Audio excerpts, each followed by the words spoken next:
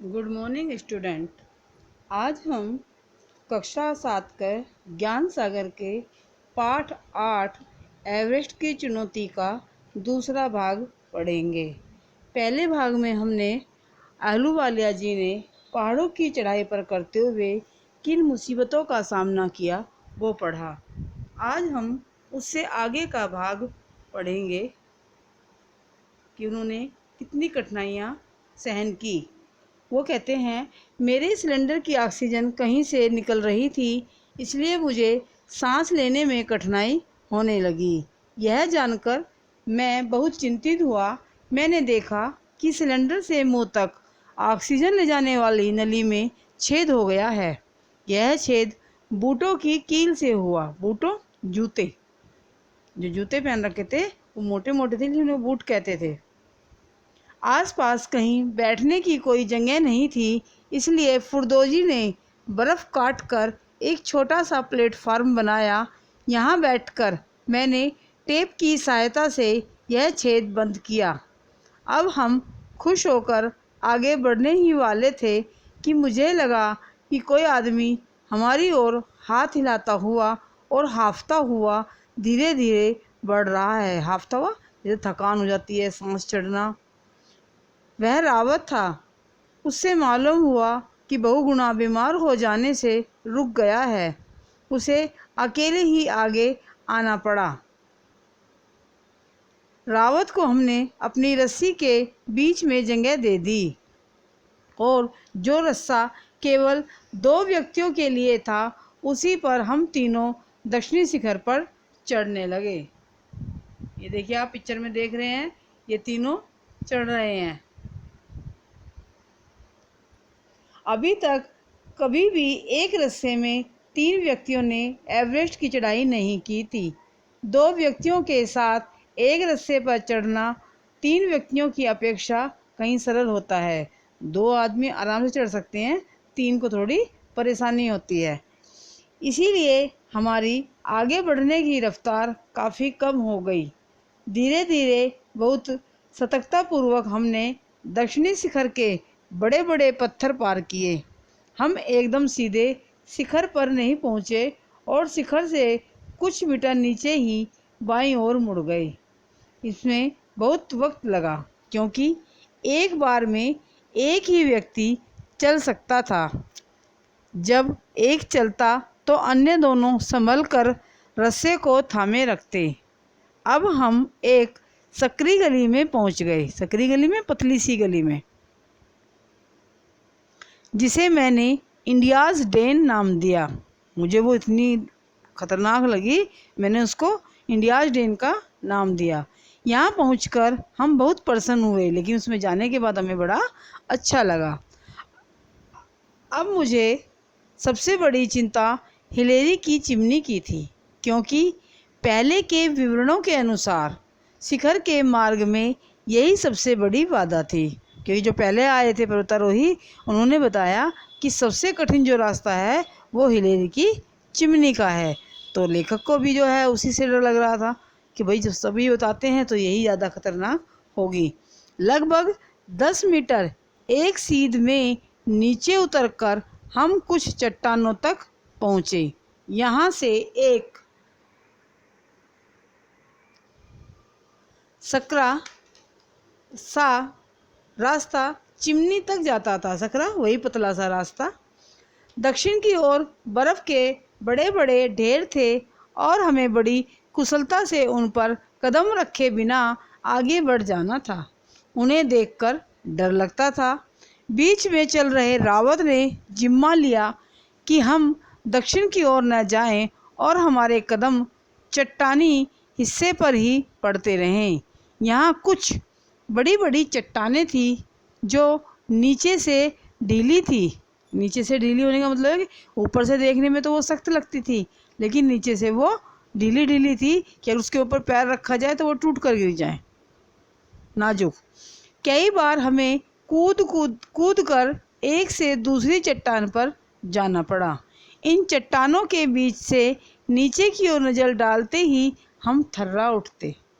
नीचे 250 से 3000 मीटर तक गहरे गार थे अगर उसे नीचे दिखते थे तो इतनी गहराई थी कि दिल दहल जाए, इतना ऊंचे से देखना।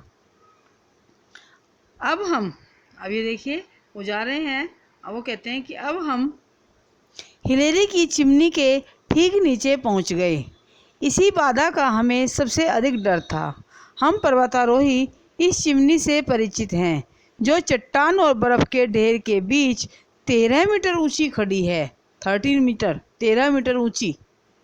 चट्टान पर हाथ या पैर जमाने की कोई जगह नहीं है और बहुत ज़्यादा चिकनी होने के कारण यह बहुत बड़ी समस्या है। मैंने कोशिश की कि हाथ रखने की जरा सी जगह पा जाऊं, पर मुझे कुछ नहीं मिला। बर्फ़ के ढेरों के कारण दक्षिण की ओर से इसे पार करना बहुत खतरनाक था। बाईं ओर और भी ढलुआ चट्टानें थी, ढलुआ फिसलने वाली, जिसे ऊपर से नीचे को फिसलती हुई होती हैं, जिन्हें पार करना असंभव था।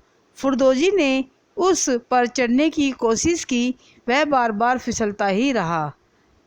तब उसने चट्टान में बर्फ़ की कुल्हाड़ी की मदद से छेद करने की कोशिश की और उसके सहारे ऊपर चढ़ा। वह जमी हुई बर्फ़ में अपने बूटों अर्थात वही जूतों की कीलें गाड़ देता और कुल्हाड़ी की मदद से शरीर का वजन संतुलित करते हुए अचानक कुल्हाड़ी को घुमाकर ऊपर दीवार में गाड़ देता। जैसे कभी हम भी चढ़ते हैं ना, छत पर जब दीवार पर चढ़ने की कोशिश करते हैं तो हम अपना बैलेंस बनाकर चढ़ने की कोशिश करते हैं, तो ऐसे ही वो चढ़ रहे थे और इस तरह ऊपर चढ़ जाता। रावत उसे सहारा दिए था।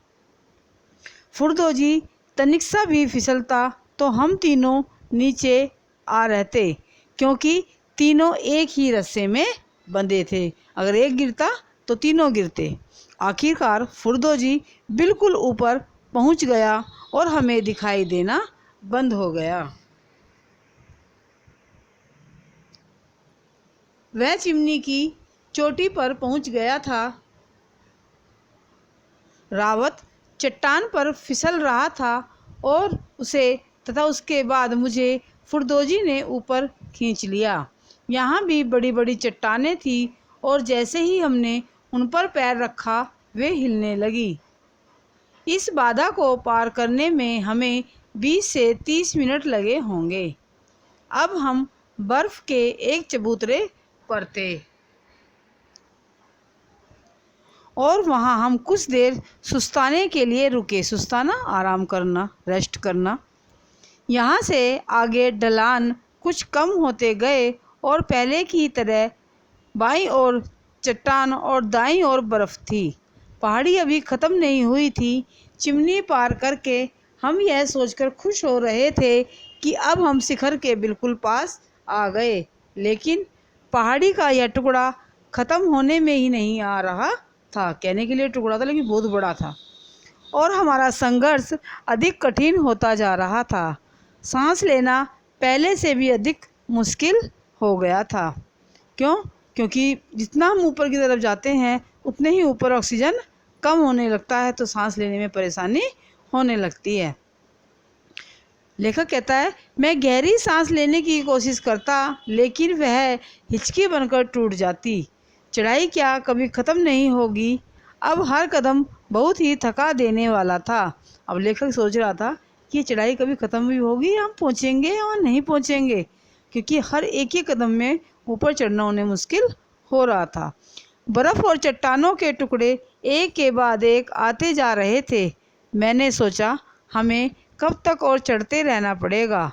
स्थिति यह थी कि मेरे मन और शरीर ने जवाब दे दिया।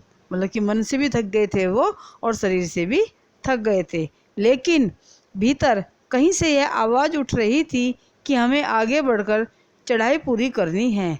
शिखर अब अधिक से अधिक 15 मीटर रहा होगा, लेकिन ढाल ख़त्म होने में नहीं आ रहा था। लग रहा था जैसे इसका कभी अंत नहीं होगा। तभी अचानक अंत सामने आ गया। अब बर्फ़ के ढेर नहीं थे। हमसे जरा ही ऊपर एक छोटी सफ़ेद घुमावदार मेहराब सी थी। मेहराब सी, हमारे घरों में भी आप लोग देखते होंगे, दरवाजे के ऊपर ऐसे गोल अंडाकार बनवा देते हैं, उसे मेहराब कहते हैं, उसी की जैसी। और यही एवरेस्ट का शिखर था। हम चोटी तक पहुंच रहे थे। परस्पर बाहें डालकर हम 2-1 मीटर और ऊपर चढ़कर शिखर के बिल्कुल अंतिम भाग तक पहुंच गए। अब हमें और चढ़ना नहीं था। ऑक्सीजन के मुखपटों और बर्फ के टुकड़ों से चेहरे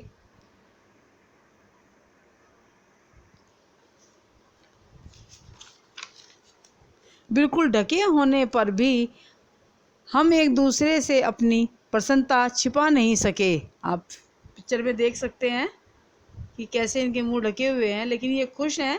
आपस में एक दूसरे के हाथों से द्वारा या कैसे भी इन्होंने आपस में प्रसन्नता बांटी अपनी। हमने एक दूसरे की पीठ जोर जोर से ठोकी।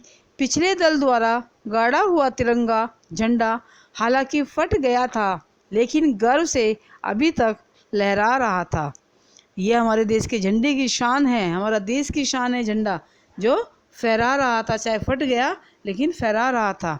हालांकि फट गया तो कोई बात नहीं, लेकिन गर्व से तो लहरा रहा था। इधर उधर अन्य दलों के झंडे तथा निशानियां भी पड़ी हुई थी। हमने घूमकर चारों ओर लंबी नज़र डाली। हमने उत्तर की ओर तिब्बती पठार पर एक नज़र डाली और फिर दक्षिण की ओर भारत के मैदानों की तरफ देखा। कुछ दूर तक आईने की तरह चमकता और सवेरे की धुंध में तैरता ध्यांग मोचे मठ दिखाई दिया।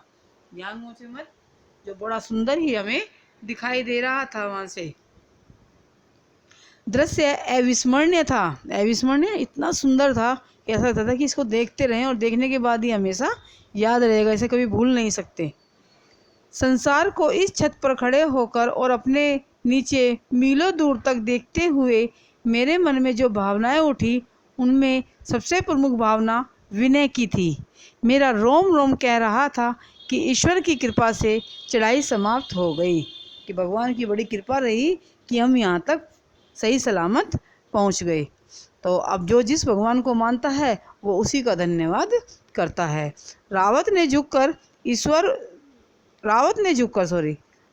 झुककर शिखर पर दुर्गा की एक मूर्ति रखी और उसके सामने जरा सी धूप जलाई। मैंने गुरु नानक का एक फ़ोटो और माला रखी। फुरदोजी ने चांदी का एक लॉकेट रखा जिसमें दलाई लामा का फ़ोटो लगा हुआ था। उसने भेंट स्वरूप चॉकलेट, बिस्किट, मिठाइयाँ आदि भी रखी। मैं ठीक 10 बजे शिखर पर पहुंच गया। ऑक्सीजन ख़त्म हो रही थी, इसलिए मैंने बिना समय नष्ट किए फ़ोटो खींचने शुरू कर दिए। मूवी कैमरा निकाला, पता लगा कि वह काम नहीं कर रहा। इससे बड़ी निराशा हुई। फिर मैंने दूसरे निकॉन कैमरे से चारों ओर से बहुत से फ़ोटो खींचे। इनमें सबसे प्रमुख फ़ोटो तिब्बत में रंगबुक ग्लेशियर का था। मैंने उत्तरी पहाड़ी और उत्तर कोण की ओर दृष्टि डाली। इसी रास्ते से 1920 तथा 1930 के बाद के प्रारंभिक अभियान दल चढ़े थे। शिखर पर हमारा समय सपने की तरह बीत रहा था। अब तक हमें यहाँ पहुँचे आधे घंटे से ज़्यादा वक्त गुजर चुका था और अब धरती माता को प्रणाम करके वापस लौटना था। यह सोचते ही मैं बहुत उदास हो गया।